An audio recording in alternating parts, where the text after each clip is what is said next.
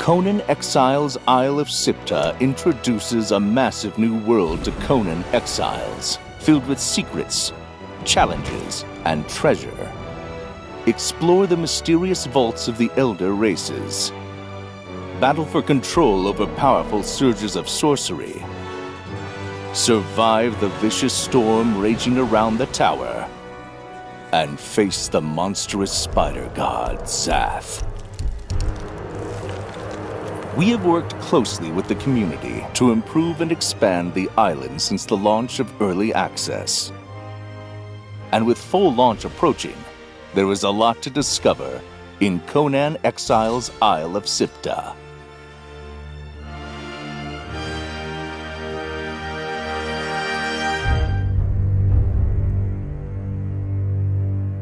It was important for us to engage with the community throughout the early access development period. Exiles has a varied audience of players, including RPers, PvPers, PvEers, and modders that play the game their own way. We vetted changes to the main pain points that people were having.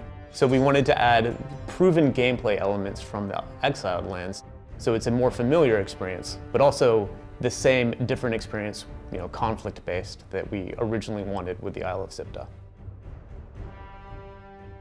We added NPC camps to really bring the island alive.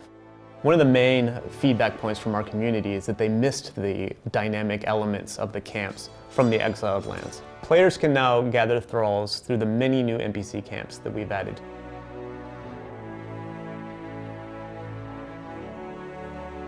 Stygian mercenaries have settled on the eastern coast in order to restore the colony left behind by their ancestors. Black corsairs have landed on the western beaches, intent on thwarting Stygian expansion. They are ready to wage war on any who oppose them. Nobody knows where the accursed came from, or why they dwell in the shadow of the Tower of Siptah. What was the price of the pact that brought them a truce with the creatures of the Outer Void? The rescue mechanic is a new way that players can gain access to the follower system. You'll need to track down a jailer, knock him out, steal a key from him, and then go to a cage where there's a captured thrall. When you unlock them and release them, they instantly become your companion. We wanted to make the new camps exciting and engaging, so in addition to rescuing prisoners and capturing thralls, players will be able to unearth buried treasure, swim out and explore the flotsam and discover treasures in the ocean, and capture and raise new unique puppies. We really tried to give the player some more land mass, more space.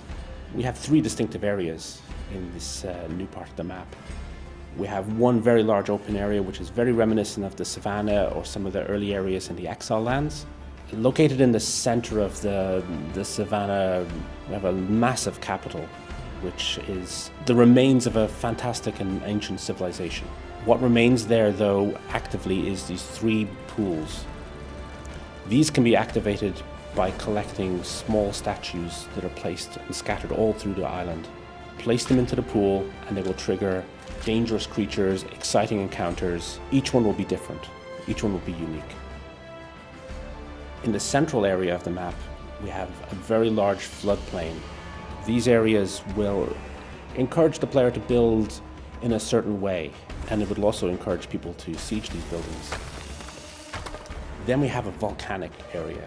The player will have to travel through it very cautiously. There are dangers around every corner.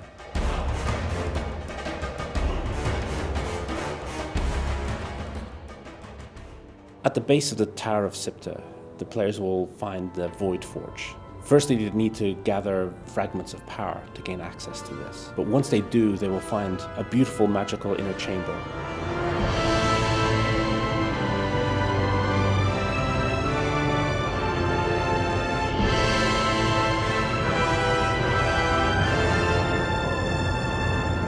The main features for the Isle of Siptah are the Surge, the Vaults, and the Storm. We've made them less dependent on each other so that players can play the game the way they want and engage in the activities that they find most enjoyable. The Surges are magical portals that open up and rip people from around Hyboria into the Isle of Siptah. We've made them a lot more accessible so players can engage with them, spending less resources and activating them whenever they want. The storm is a magical vortex that's centered on the tower in the Isle of Siptah. We've made it easier for players to live, build, and ride their mounts in the Maelstrom. The vaults are structures that the elder races and inhabitants of the Isle built to hide from the storm. We've changed them so that they are now high-level content that you can go into with your friends, battle epic bosses, and get new unique rewards and buffs. We're excited to add a new religion to the Isle of Siptah. Players can worship the terrifying spider god Zath and summon and control its avatar to attack their enemies with corrosive venom and defend themselves by shedding spider brood on those that oppose them. One of my favorite systems from the Exiled Lands is the Purge. When players build their base, the native inhabitants from the lands rise up and attack them. We've introduced this system to the Isle of Siptah. We've also introduced a new system where players can prevent or provoke the purges from happening. And depending on where you build, the new NPC factions, the elder races from the vaults, will rise up and attack your base. The purges provide another way for players to be able to gather thralls on the Isle of Siptah. Exiles has a varied audience of players. During early access, we've made improvements based on feedback from each of these unique communities. I want to thank everybody that has joined us in making the Isle of Siptah what it is today.